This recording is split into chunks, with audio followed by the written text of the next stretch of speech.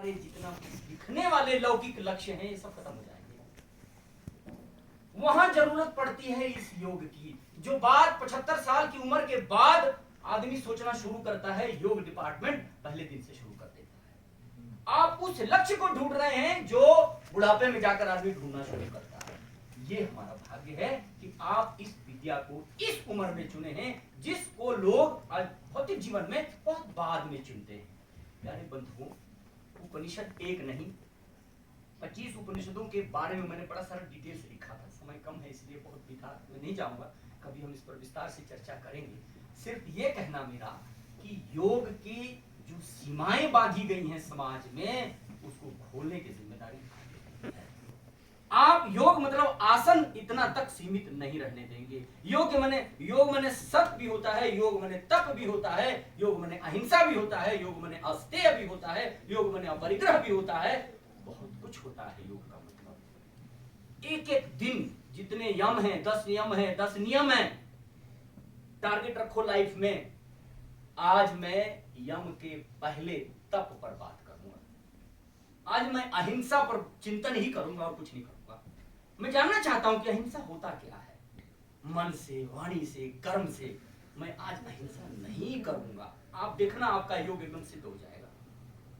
ये योग का एक पार्ट है। उपनिषद हमको इतना नजदीक ले जाता है इस योग साधना में कि हम जिसको पाना चाहते हैं। कितने लोगों का सिद्ध हुआ राजयोग? सुना कभी? मैंने 2 लोगों का सुना है, एक कृष्ण का और दूसरा राम का। इन 2 लोगों के योग राजयोग सिद्ध हुए। क्यों? उसका उदाहरण देखिए। भरी सभा में दुर्योधन ने कहा कि इस ग्वाले को पकड़ लो और बंदी बना लो। कृष्ण चाहते तो चक्र उठाते गया, फेंक देते, काम खत्म। लेकिन ऐसा नहीं किया, क्योंकि वो योग जानते थे। क्रोध पर नियंत्रण कैसे करना था ये वो जानते थे। आज का योगी नहीं कर पाएगा। अभी मैं किसी योगी को यहाँ गाली देना शुरू कर दूं तो पहले बात वो योग भूल के मेरे को यही कूटने लगेगा। तो भाई क्या कर रहे हो, सारा योग भूल जाएगा। कहां गया उसका क्रोध? यही तो जीतना सिखाया गया था आपको। किसको मैं गाली दे रहा हूं? अभी पूछा आपका नाम क्या है तो मैं इस नाम को गाली दे रहा हूं। आपको गाली सट कैसे गई? अगर आप है ही नहीं है वो शरीर, तो योग ये सिखाता है। कृष्ण को हजारों बार,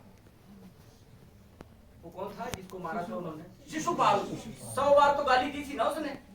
हर बार छोड़ते रहे, पहली बार में ही मार देते, झंझट खत्म था, समय कितना खराब कर रहा था। लेकिन नहीं, नियंत्रण था, इसलिए उनके राजयोग सिद्ध था। ये पीछे के जितने यम, नियम, आसन, ध्यान, धारणा, समाधि आदि थे, इसको सिद्ध किया। उससे पहले जो उनका लय योग था, कृष्ण ने उसको भी सिद्ध किया। वो सब क्या कहते हैं गीता में कि मैं ही सब कुछ हूं, मेरे अलावा और कुछ है ही नहीं।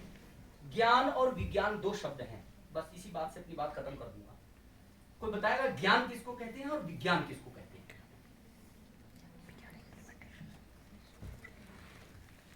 सामान्य कोई थोड़ा सा अपनी मर्जी से, चलो टाइम नहीं लूंगा आपका, मैं बता देता हूं।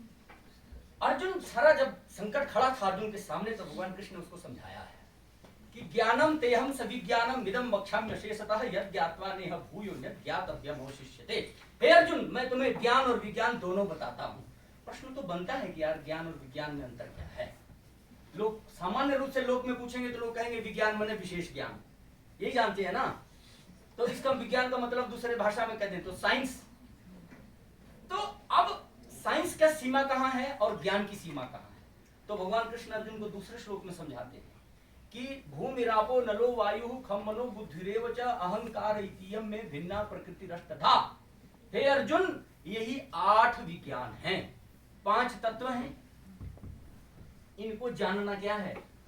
विज्ञान है। भूमि के जानना विज्ञान, वायु को जानना, अग्नि को जानना, आकाश को जानना, बस विज्ञान की सीमा इतनी है। लेकिन बचा क्या? अभी बता दो, बचा क्या? फिर कुछ बचा? अक्षर तो बहुत बड़ा शब्द बोल दिया आपने। भगवान कृष्ण वही समझा देते हैं, अपरेयमितस्तन्याम प्रकृति विद्धि में पराम जीव भूताम महाबाहो ययेदम धार्यते जगत। जितना कुछ तुम्हें दिखाई पड़ता है उन सब को जानना विज्ञान है।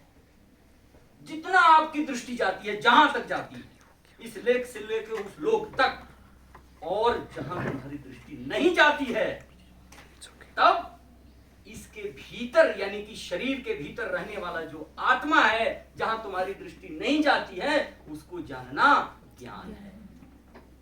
हे अर्जुन, मैं तुम्हें उस आत्मा के बारे में भी और आत्मा से बाहर रहने वाला जो सारा संसार जिससे संचालित होने वाला जो कुछ दिखाई पड़ता है, उसको दोनों को बताता हूं। दोनों जान लोगे तो कुछ जानना शेष नहीं रहता है। हमारा योग वहीं लेकर जाता है।